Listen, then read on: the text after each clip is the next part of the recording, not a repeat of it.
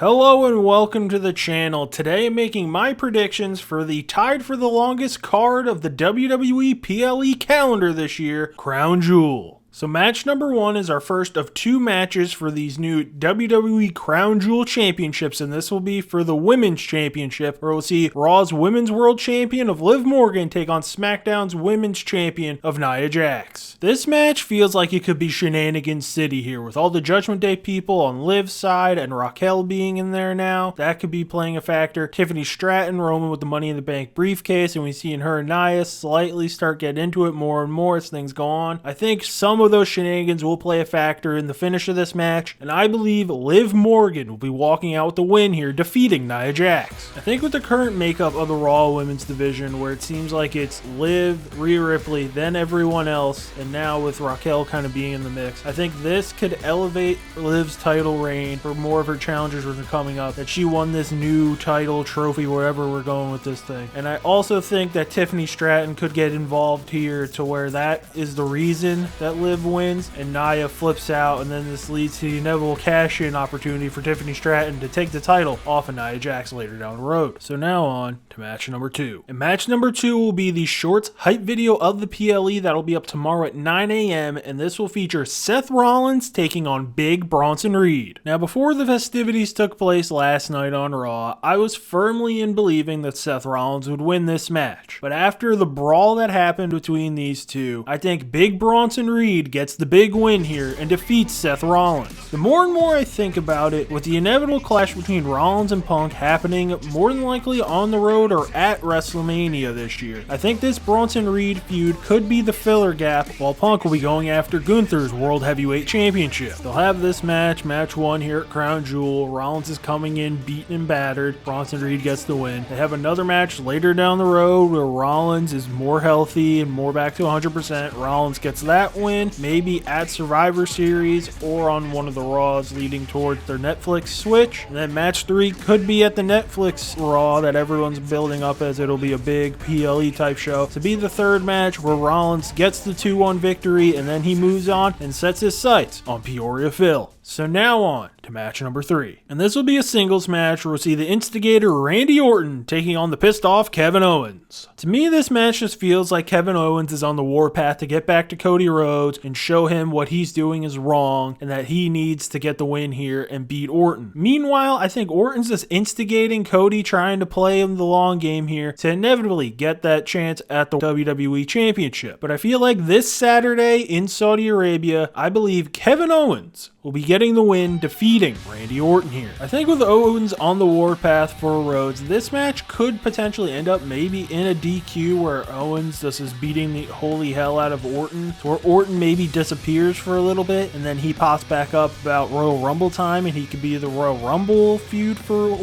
Rhodes, or even maybe could be the Mania match. And while Orton's gone, then Owens goes after Rhodes and ultimately probably loses to Cody Rhodes. But I think there's a slight possibility that at War Games we maybe could see a Cody's biting off more than he could chew kind of deal, where he's taking on Owens in one match and then he's in the War Games match with the Bloodline fiasco. But I think that'll all be getting set up this Saturday when Owens defeats Orton.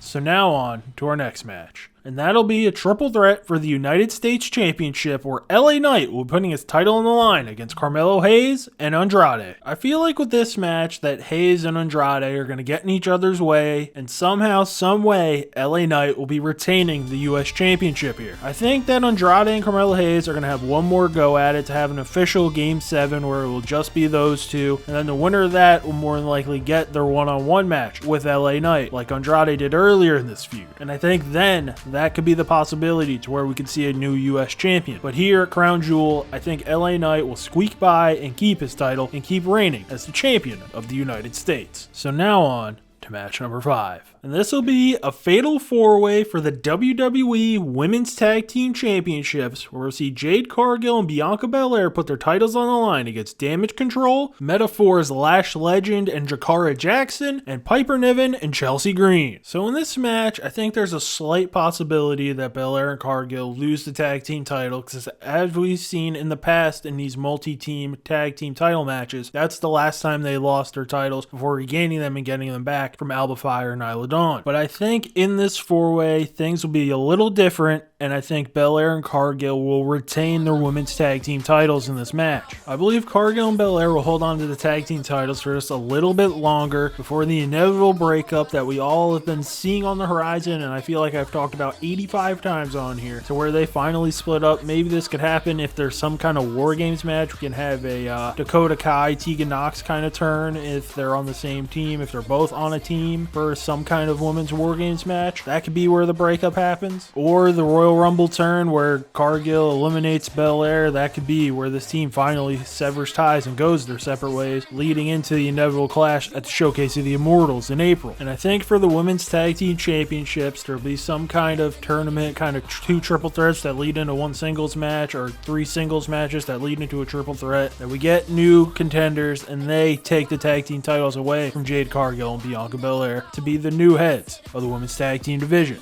So now on to our co-main event of the evening, and this will be our second match for the Crown Jewel Championships, this one for the men's, where we'll see the WWE Champion Cody Rhodes take on the World Champion Gunther. Now this match, I like both of the ways that this can go. I like the idea of if Cody wins, like he's on a roll or whatever, he's the quarterback that he calls himself, he's the guy, he has all the gold, all this stuff, heading into a spot to where he may get too big of a head to where he might do 2 matches in one night, including a War Games match, if he's called on to be with the Bloodline. But there's a part of me that likes, with Gunther wins, him just being this unstoppable monster who's going to take on CM Punk at War Games and smack him around. He's got all the gold. He's been beating the hell out of everyone. And then the opposite side of that is if Gunther wins, Cody's going into this Bloodline match kind of sputtering, coming off of a loss, and it's like, oh, what's going to happen here? How's Cody going to perform? Last time we saw him, Gunther smacked his chest off and beat him. But I think of the 2 options, I feel it's more than likely that Cody Rhodes will defeat Gunther and become the first men's Crown Jewel champion here. I just see it as Cody getting all the gold, getting more accolades here in this new WWE system since his return to just add on to his resume.